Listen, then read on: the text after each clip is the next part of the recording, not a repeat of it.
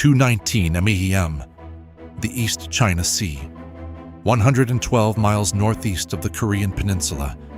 The water is cold here, 6 degrees Celsius at the surface, dropping fast with depth. And it is dark in a way that only open ocean in winter can be dark. No moon, no horizon, just black water merging into black sky, and somewhere in the invisible distance, the faint white curve of a bow wave cutting north at 18 knots. USS Theodore Roosevelt was the most powerful warship on Earth. The Nimitz-class supercarrier displaced over 100,000 tons, carried 90 aircraft, and was surrounded by a strike group that included 2 guided missile destroyers, a guided missile cruiser, a fast combat support ship, and, somewhere beneath the surface, running silent, a Los Angeles-class attack submarine assigned to the group as an anti-submarine warfare escort.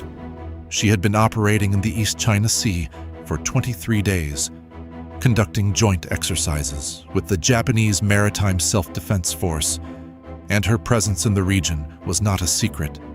She was, in fact, deliberately visible, a signal of American commitment to its treaty allies in a period of elevated tension on the Korean Peninsula. In Pyongyang, that visibility had been studied carefully, and in the operations room of the Korean People's Navy Submarine Command, a plan had been taking shape for 14 months. The vessel at the center of that plan was the KPN Romeo-modified submarine designation, Red Star 11. She was old, a Chinese Romeo-class hull acquired in the 1970s and extensively modified by North Korean engineers over 4 decades of upgrades and adaptations. She was slow by modern standards, capable of barely 8 knots submerged, noisy at anything above 4 knots, and her weapons systems were a generation behind any comparable adversary. But she was, in the calculations of the Korean People's Navy Admiralty, sufficient for the mission assigned to her. The mission was not to sink USS Theodore Roosevelt. Even Pyongyang's most aggressive planners did not believe a single Romeo-class submarine could sink a Nimitz-class supercarrier. The mission was narrower, more surgical, and in its way, more audacious. Red Star 11 was ordered to penetrate the carrier strike group's protective screen, achieve a firing solution on the carrier, and launch a salvo of Yu-1 wire-guided torpedoes, North Korean adaptations of the Soviet SET-65, directly at the Roosevelt's hull, not to sink her, to hit her, to demonstrate that the People's Republic of Korea could reach the most powerful symbol of American military power and leave a mark, to crack the myth of American invulnerability, to give Kim Jong-un a moment to stand before his generals and say, "We struck the Americans." The plan had taken 14 months to develop. The crew of Red Star 11 had trained for 6 of those months on the specific penetration approach, the exact bearing, the exact depth, the exact speed profile that North Korean naval analysts believed would thread through the gaps in the carrier group's anti-submarine warfare coverage. They had rehearsed the firing sequence 300 times in simulation. The boat had been positioned into the operational area 21 days earlier, moving by night at minimum speed, hugging the thermocline layer to reduce her acoustic signature, waiting with extraordinary patience for the right moment. At 2:19 a.m., the crew of Red Star 11 believed they had found it. They had made 6 catastrophic mistakes. First mistake: USS, or Theodore Roosevelt's protective screen, was not what North Korean intelligence believed it to be. The Korean People's Navy's assessment of the strike group's anti-submarine warfare disposition was based on intelligence collection that was 11 days out of date and had never accounted for a capability that the U.S. Navy had deployed to the region 48 hours after the KPN Submarine Command issued its final operational order. USS Connecticut, the same Seawolf-class attack submarine that had operated in the South China Sea during previous contingencies, had been repositioned to the East China Sea at the direct order of the U.S. Indo-Pacific commander, who had received intelligence reporting indicating that a North Korean submarine had sortied from Sinpo Naval Base on an unusual heading and had not returned. USS Connecticut was not part of the Theodore Roosevelt strike group on any official document or operational schedule. She was operating independently, deep, quiet, and completely invisible. Positioned 12 miles ahead of the carrier's track, running a search pattern that had been methodically covering every approach corridor to the strike group for 31 hours. Second mistake. The thermocline layer that Red Star 11's crew was using to mask their acoustic signature was well known to U.S. naval planners. The thermal layer structure in the East China Sea in winter is charted, modeled, and factored into every U.S. anti-submarine warfare operation in the region. USS Connecticut's crew was not searching above the layer.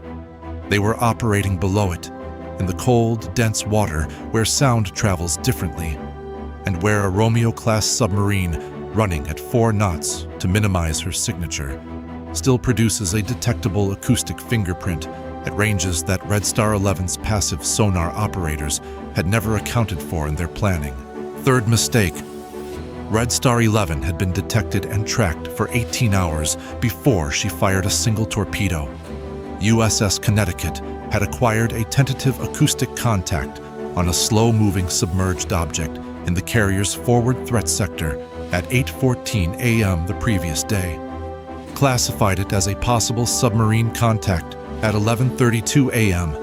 after correlating it with 2 additional sonar detections, and reported it as a probable hostile submarine contact to USS Theodore Roosevelt's strike group commander at 2:44 p.m. The strike group had been in an elevated anti-submarine warfare posture for 11 hours and 22 minutes before Red Star 11's crew ever reached their firing position. The P-8 Poseidon maritime patrol aircraft that had been flying a modified search pattern in response to USS Connecticut's contact report had been dropping sonobuoys in a carefully calculated pattern that was guiding the Seawolf's approach, without ever alerting the North Korean boat to the presence of the hunter behind it. Fourth mistake. The YU-1 torpedoes required a wire-guided firing run that demanded Red Star 11 hold a steady course, steady depth, and steady speed for approximately 90 seconds after launch in order to maintain wire guidance contact. 90 seconds. In the presence of USS Connecticut, 90 seconds after firing a torpedo was 90 seconds more than Red Star 11 had. Fifth mistake. The Romeo-class submarine had no realistic capability to detect the Seawolf-class. The technology gap between the 2 boats was not a generation. It was 3 generations. The AN/BQQ-5E spherical array sonar system aboard USS Connecticut, operating passively at depth, could detect and classify the Romeo's acoustic signature at ranges that made the engagement geometrically one-sided in the most absolute sense.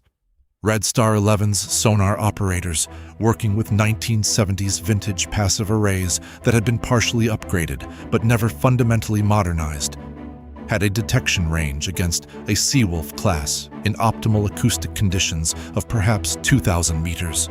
USS Connecticut's detection range against a Romeo-class in the same conditions was measured in tens of kilometers.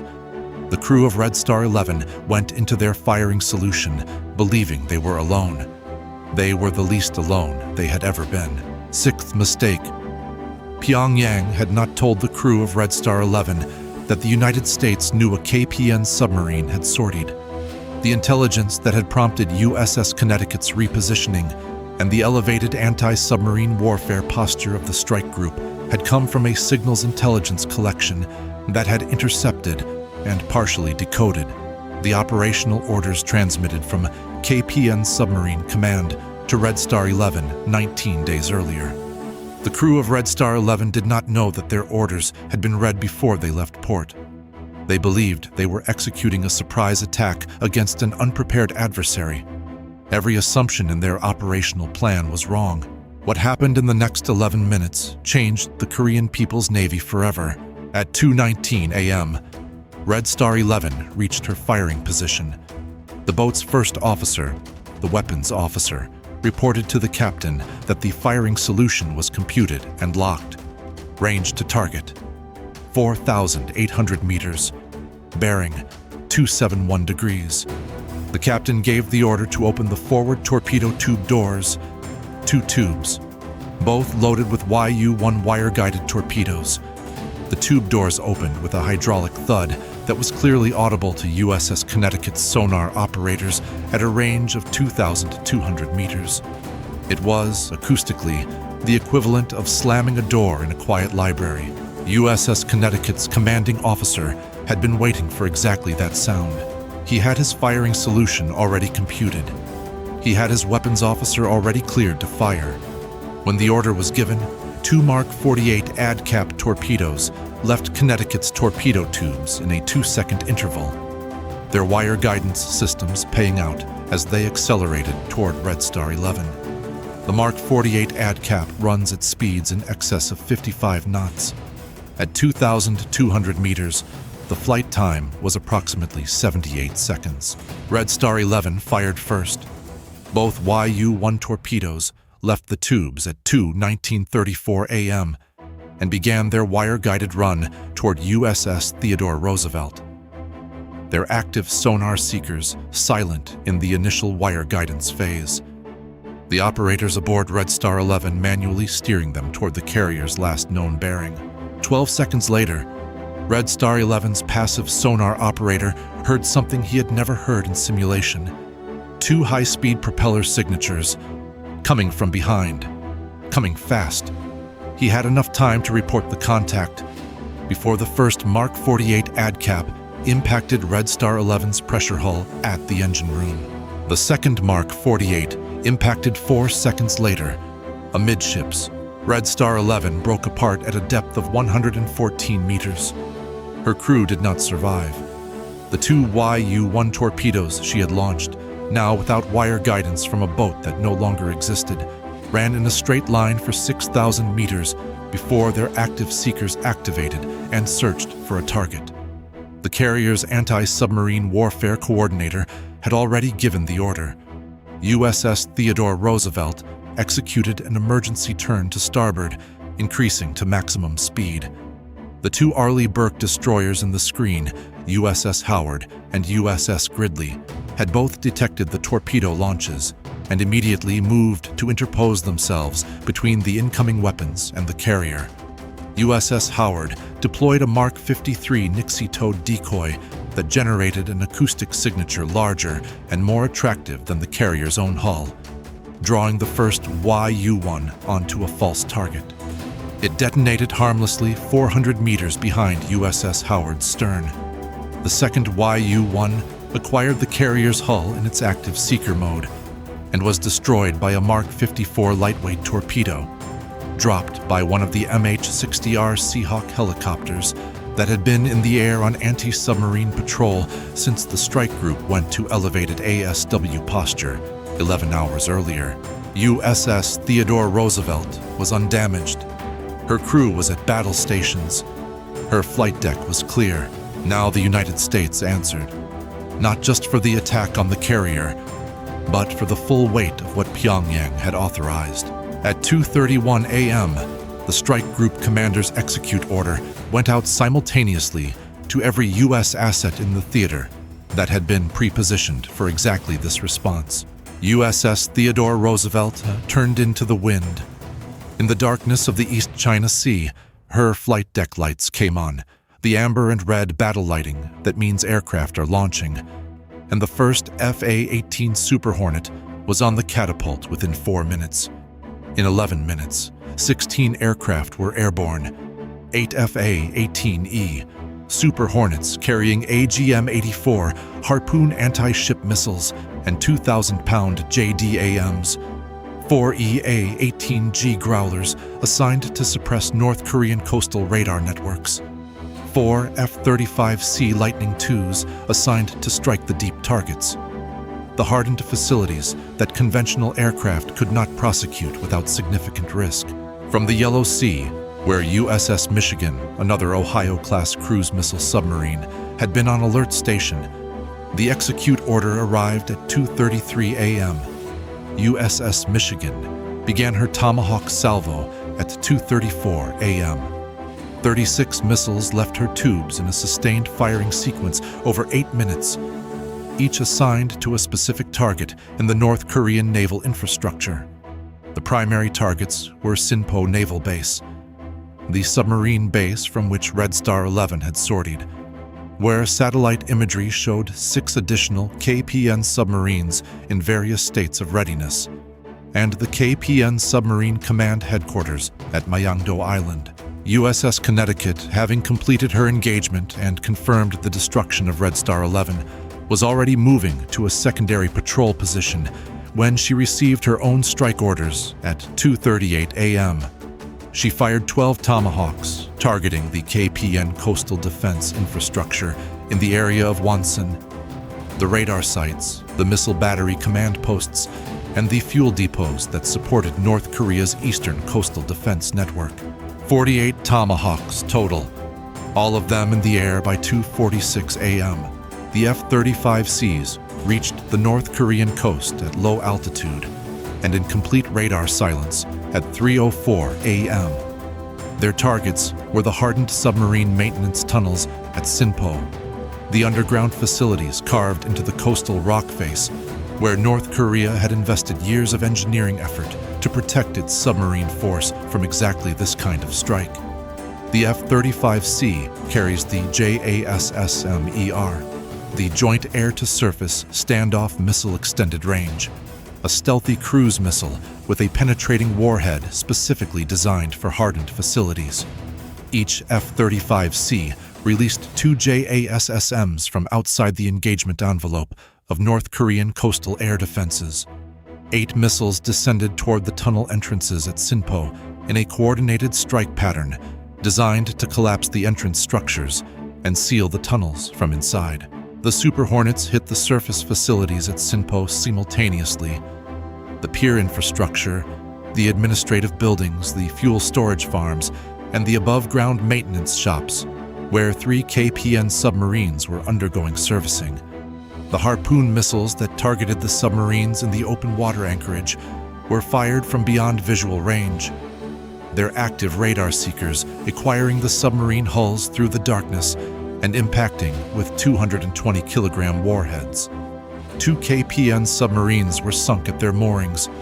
One was badly damaged and ran aground attempting to escape the harbor. The pier structure at Sinpo's main submarine basin was destroyed by JDAM strikes. The fuel storage tanks, containing the diesel fuel that North Korea's conventional submarine fleet depended on, erupted in a fire visible from the Japanese island of Tsushima. 180 miles away, the Tomahawks began arriving over their targets at 3:09 a.m., Myeongdo Island, the headquarters of the Korean People's Navy Submarine Command, the facility from which the order to sortie Red Star 11 had been issued, from which the 14-month operational plan had been developed and refined, from which the crew of Red Star 11 had received their final orders, absorbed 11 Tomahawk impacts over a period of 4 minutes. The headquarters building, the signals intelligence facility, the backup communications center, and the hardened bunker that housed the submarine force operations room were all struck with GPS precision. The bunker, which had been assessed as resistant to conventional cruise missile attack, received 3 Tomahawks in sequenced delay-fused detonations, the second and third impacting while the structure was still settling from the first. Post-strike imagery assessed the bunker as collapsed. The Sinpo submarine base received 14 Tomahawks distributed across every hardened and surface facility on the installation. The 4 submarines that had not been struck by the Super Hornets Harpoon missiles were targeted by Tomahawks in their covered berths. The concrete pen structures designed to protect submarines from air attack were not designed to survive a direct hit from an 1,100-pound Tomahawk warhead. 2 pens collapsed. 2 submarines were assessed as mission-killed inside their shelters. The Eastern Coastal Radar Network received 13 Tomahawks across 11 separate sites. By 3:22 a.m., North Korea's radar coverage of the East Sea, the body of water between the peninsula and Japan, had gaps large enough to fly a tactical aviation wing through undetected. The EA-18G Growlers had been jamming North Korean air defense communications throughout the strike. Their ALQ-99 and next-generation jammer pods flooding every relevant frequency band with noise that made coherent radar operation impossible during the critical window of weapons delivery. The full accounting, compiled by U.S. Indo-Pacific Command by First Light. KPN Submarine. Red Star 11 destroyed with all hands. 0 damage to USS Theodore Roosevelt. 0 damage to any U.S. surface vessel. 0 U.S. personnel killed or wounded. Both Yu-1 torpedoes neutralized before reaching the carrier. In retaliation, Sinpo Naval Base, primary submarine infrastructure, destroyed or severely damaged. 3 KPN submarines sunk or mission killed at Sinpo. 1 KPN submarine run aground and assessed non-recoverable. KPN submarine command headquarters at Myeongdo destroyed. Eastern coastal radar network reduced by 61%. Fuel storage for the entire KPN East Sea submarine fleet destroyed. Estimated KPN personnel killed in the strikes, 143. In Pyongyang, the leadership that had authorized Red Star 11's mission watched the battle damage reports arrive over 3 hours of chaos and silence. The submarine that was supposed to mark America. The torpedo that was supposed to strike an American carrier and give the regime its defining moment of defiance. It had lasted 11 minutes from the moment its torpedo tube doors opened to the moment it ceased to exist. And the response: the Tomahawks, the F-35Cs, the Super Hornets, the Growlers, the systematic, layered, overwhelming destruction of the KPN's most valuable infrastructure had arrived before sunrise, before Pyongyang had issued a single statement, before the regime had composed its narrative of triumph. There was no narrative of triumph. There was only damage assessment. The crew of Red Star 11, 43 men, had believed they were sailing into history. They were sailing, instead, into the prepared kill zone of the most capable anti-submarine warfare system ever deployed by any navy in history. They had been tracked for 18 hours. Their firing position had been anticipated. Their torpedoes had been neutralized before they reached their target. And their boat had been destroyed 11 minutes after they made their first hostile act, by a submarine they never knew was there, firing weapons they never detected, from a range that their own sonar systems could never have achieved. USS Theodore Roosevelt resumed her operational schedule at 4:15 a.m. Her flight deck crew conducted damage assessment and found nothing to assess. The ship was unmarked.